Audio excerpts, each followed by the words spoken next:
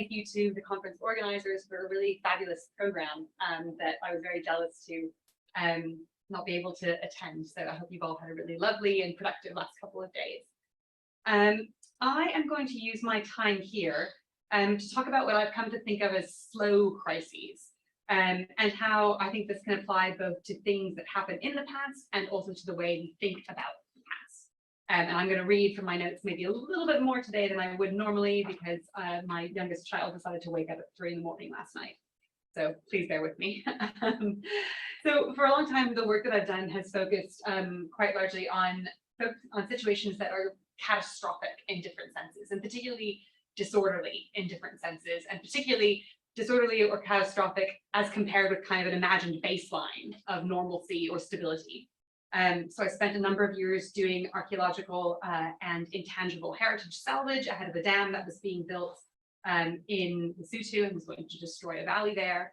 My first book examined an anti-colonial uprising, also in Lesotho, in 1879 and its consequences. And now I'm leading a research project that's trying to understand how multiple billions of pounds in infrastructure addressing South Africa's energy crises affects the public value attached to archaeological sites. So the work that I do is very much sort of spreading the gamut of kind of what counts as archaeology sort of narratives about the past, and then also the way that we produce those narratives in the present. So approaching something as a crisis obviously forces us to define a series of parameters and questions in our work, and particularly how we approach time and events. And I may be slightly preempting Felix's talk here, but I'm sure he will expand on this in more detail than I can. Archaeology's methods and data obviously give us the resources to describe the world in terms of processes and events, so the gradual and the sudden, but delineating the reach and start and end of something called a crisis is obviously where we need to pay critical attention to the intellectual work that the term crisis is doing. And again, I think Felix is going to come on to this in more detail. It also involves a certain amount of reflexivity, and I mean a particular kind of reflexivity here. We know from a huge range of literature, from political science, history, anthropology, that just about any crisis or natural disaster or coup or act of God, however you want to think of it, is felt through human action. Meaning that when we declare or affirm something as a crisis, we, those of us using that term, are responsible for spreading the sense of crisis that is at issue, and also the response to it. So we have to orient ourselves towards the time, the velocity, and the stakes involved anytime we invoke the concept of crisis. I'm probably not saying anything that has not already surfaced in other venues of this conference. And so we're left sort of, in light of all this, asking ourselves questions like, are crises really fundamentally big, loud, fast, intense things that provoke equally big reactions, or are there other modes of thinking about crisis? And I'm going to assume, based on the program I've seen for this conference, that the answer is a qualified no. And of course, there are other experiences to consider, and I'm going to offer a few ideas in aid of this. So the main one that I've kind of centered this talk around is slow crisis, which is how I've come to kind of think about Rob Nixon's concept of slow violence, which he uses to describe specifically environmental disasters as a combination of natural and unnatural phenomena. But he particularly focuses on where the lead up to and fallout from a crisis are diffuse across time and space, and where they relate to historical and contemporary structures that perpetuate inequality. So for example, a flood caused by building mega dams in India might happen suddenly and acutely, but it represents the culmination of decades of political and financial maneuvering that left rural communities vulnerable to that disaster. So I've spent a lot of the last few years using slow violence as a lens for the topics that I work on for a few reasons. First of all, it's useful in taking really, really big crises and making them conceptually manageable, both in teaching and research. So I often think about slow violence alongside Singh's idea of friction to describe how unstable big global forces are and how they become really unpredictable at different scales, and also Timothy Morton's idea of the hyperobject as describing something that's so spatially and temporally big that we really struggle to get our heads around it. And I use these ideas a lot in my teaching, so people who've taken my classes will probably be familiar with this in some shape or form. So apologies for that. But focusing on crises where they slow down and spread out across time and space, and actors effectively argues that any crisis has a messy, social, and ultimately approachable dimension that's approachable through archaeology and anthropology and their methods. And we can take this further and argue that crises have an imagined dimension, where people's perceptions are often fueled by anxiety, fear, hope, etc. And their ability to act on those perceptions may be real in ways that differ from or exacerbate the crisis at issue. If I can have the next slide, please, I'll get more specific about this and more concrete.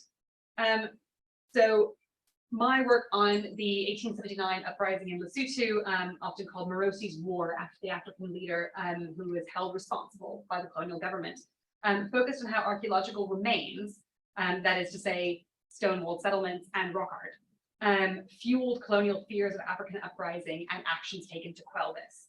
So specifically, colonial administrators and a few amateur archaeologists that were involved in dictating the response to Morosi and his provocations formed impressions of how stable African polities could be on the basis of the robustness of stone-walled settlements that were found abandoned in the landscapes. In other words, if a settlement was particularly well-built or well-maintained, that was taken to be a stand-in for a particularly stable, well-governed polity. And Morosi contravened these expectations by not building in that particular kind of normative manner. Ditto, the rock art that is often attributed to Morosi and his followers is often classed as war art, as the art of violence and confrontation, when in reality we have a lot of good evidence that encourages us to not think about the art in quite such a literal way, which is a whole other talk that I'm quite happy to go into later on. The communities like Morosi's who are deemed insufficiently settled and insufficiently placid were seen as a threat and a subject, and were then subject to enhanced surveillance and criminal punishment. These actions produce their own archaeological footprint also in the constructions of new jails and police outposts. So there's this real kind of cyclical, recursive feedback loop of anxiety being based on archaeology and then producing its own archaeology in the process. And Morosi's people often manipulated this whole kind of tapestry of anxieties to their advantage, taking livestock from the new outposts and turning the landscape, which he knew better than the British, to his advantage. And so what ensued were provocations that led ultimately to war. But the point is that war was just the final act in a much longer, slower process of action and reaction that owed a lot of its existence to fears of a crisis rather than to the immediate triggers of that crisis. So the next slide, please, if you don't mind. This is the Mentalong Dam where I worked also in Lesotho. Incidentally, anytime I give a talk, I'm always keen to point out that if you take nothing away, please take away that Lesotho is not pronounced Lesotho, which is how people might see it on a map. So it's one of those sort of circular cutouts in the middle of South Africa. You can make lots of friends at parties if you point that out loudly and often, I promise. So another benefit of treating crisis as slow is that it's a useful caution against the tendency to treat the modern world as a period or a place in which everything is big and fast and loud. This is partly engaging with characterizations of the contemporary world from sort of archaeologies of the recent contemporary past, but equally it's a caution against sort of that classic kind of progressive teleology that gets us into kind of increasingly fast paces, which I know we're all kind of used to critiquing, so that, you know, not saying that people in this room are unaware of this. In that light, archaeologists of the recent contemporary past are particularly keen to emphasize the modern world as a place where changing geographies and technologies have played havoc with how we relate to time, and how these have produced the sense that everything happens at really variable speeds. So Nixon's slow violence is a really good guide for how to treat crisis as slow, in that it reminds us that the variability of those speeds depends a lot on history, privilege, and perspective. So I mentioned megadams earlier, and the Mentalong Dam here is not a megadam, but it is still very much in keeping with the sort of period in which it was built, which is to say the kind of late 1980s through 2010s. It's a period of neoliberal development where infrastructure was really seen as kind of the key to unlocking economic progress, particularly in the developing world. And this is the third of two previous megadams built in Lesotho, so the landscape well accustomed to this. But treating the boom and dam building as one facet of a booming modernity, and also the urgency of climate change, misses how this is an experience that is absolutely not sudden. for people who live in this landscape. Lesotho has a huge history of interventions aimed at curbing the perception of soil erosion and loss of water, interventions that were led by colonial and post-colonial governments and actually exacerbated the problems they were designed to ameliorate. And the water security crises that dams particularly intend to address were very much a product of the 1930s and the vision of development that prevailed then.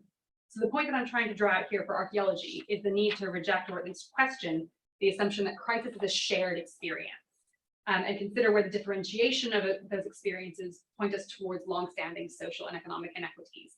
And I think what's creeping through here is also my kind of constant peevishness at the Anthropocene is sort of this thing that affects all of us in the same way. It doesn't, and these crises never have. And so the last slide, please. So finally, a slow perspective on crisis offers a way of remaining critical of crisis as a framing concept while treating people's lived experiences of crisis as valid and worthy of empathy.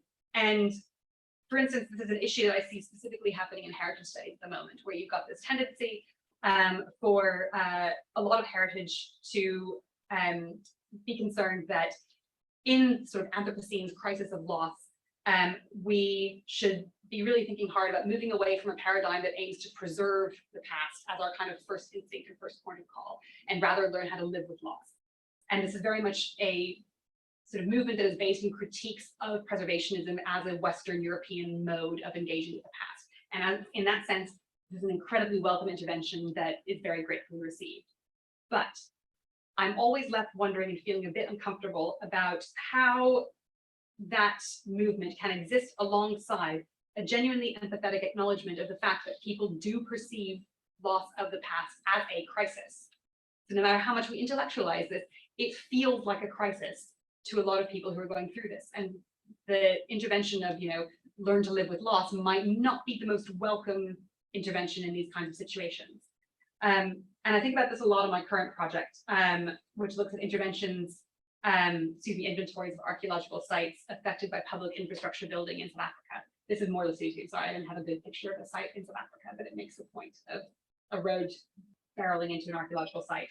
And I'm using ethnographic and archival data to understand how bureaucrats and developers and citizens decided on the value of archaeology worth saving when this is seen as a trade-off between building infrastructure and preserving the past. And this is all in the context of a country where Black citizens were denied access to the details of an archaeological past until the mid-1990s. Education in that country did not feature any information about the deep history of occupation prior to European arrival. And where eviction and resettlement were common throughout the 19th and 20th century. So there's a really deep-seated sense of unsettlement and removal from one's ancestral lands in the context of a place where ancestry is really key to a whole sort of wider cosmology. So the possibility of losing an archaeological site then to, say, a wind farm is potentially about losing a lot more than just data, or a lot more than just the material on the ground. There's this much larger kind of sense of loss and context that has to be accounted for. And so, as with all intellectual efforts to understand the past, and especially in crisis of any sort, there's a need to find empathy in criticality. So to summarize, everything that I've sort of tried to draw out here attempts to sketch out what I mean by thinking of crises as slow, and illustrate how the ideas underpinning this that don't come from archaeology or heritage might be applied here. And at a more zoomed out level, we can think of crises as imagined or experienced differentially across time and space, and how those experiences articulate or even amplify longstanding conditions that include exploitation and vulnerability. And the applications I've discussed here have a bunch of practical and professional corollaries to them, chief among them that slow crises can best come into focus through interdisciplinary approaches. And by this, I don't just mean sort of picking evidence sort of from all over, I actually mean committing to an understanding of the epistemologies behind how that evidence is formed. And that's a really tall order, not least because that's a big intellectual commitment, and finding validation across disciplines is quite challenging. But also the reality that the academic job market may not support that sort of really sort of promiscuous engagement with lots of different forms of evidence. And we can talk about this more in discussion if that is of interest to people. But I would hope that this possibility of slow crisis and interdisciplinary approaches to it is going to find some resonance. So I will leave it there.